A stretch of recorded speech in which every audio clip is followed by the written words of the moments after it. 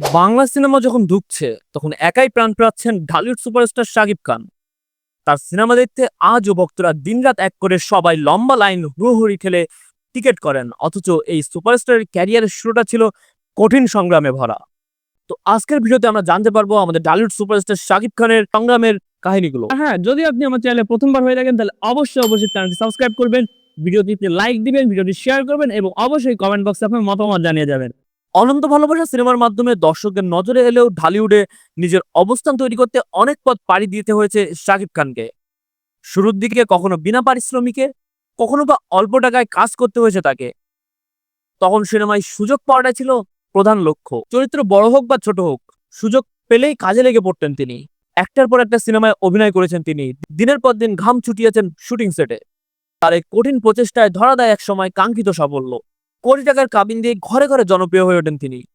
এরপর প্রিয়া আমার প্রিয়া সিনেমায় বাজেট ছিল মাত্র 1 কোটি টাকা, কিন্তু আয় হয়েছিল 15 কোটি টাকা, যা ঢালিউডে বিরল ঘটনা। জনপ্রিয়তা ও অভিনয় দক্ষতার কারণে একসময় সাকিবের পারিশ্রমিকও বাড়তে থাকে।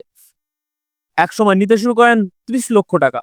2016 সাল ঢালিউডের সুপারস্টারের জন্য ছিল মোড় ঘোরানোর সময়। এ সময় তিনি পাড়ি জমান ভারতে।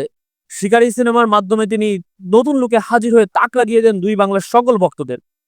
সামাজিক মাধ্যমে ভাইরাল হয়ে যায় তার উপস্থিতি, আর সিনেমাটি ব্যবসা করেও বেশ ভালো। পরবর্তী সময়ে একাধিক যৌথ প্রযোজনা সিনেমায় অভিনয় করে তবেই দেশে ফিরেন তিনি।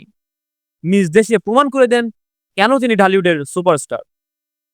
প্রিয়তম সিনেমা দিয়ে সিনেমা প্রেমীদের হৃদয়ে ঝড় তুলেন তিনি। তারপর তুফান দিয়ে নিজের করার রেকর্ডও তিনি নিজেই ছাড়িয়ে যান। যেখানে অন্য প্রযোজকরা অন্য সিনেমায় টাকা দিলে ক্ষতির সম্মুখীন হচ্ছেন, সেখানে সাকিবের পেছনে চোখ বন্ধ করে টাকা ঢালতে পারেন প্রযোজকরা। তাদের দৃঢ় বিশ্বাস সাকিবের ছবি হিট হবেই।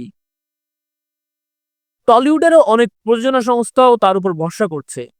ভারতীয় একটি গণমাধ্যম থেকে জানা গিয়েছে বর্তমানে শাকিব খানের মোট সম্পদের পরিমাণ 235 কোটি টাকা।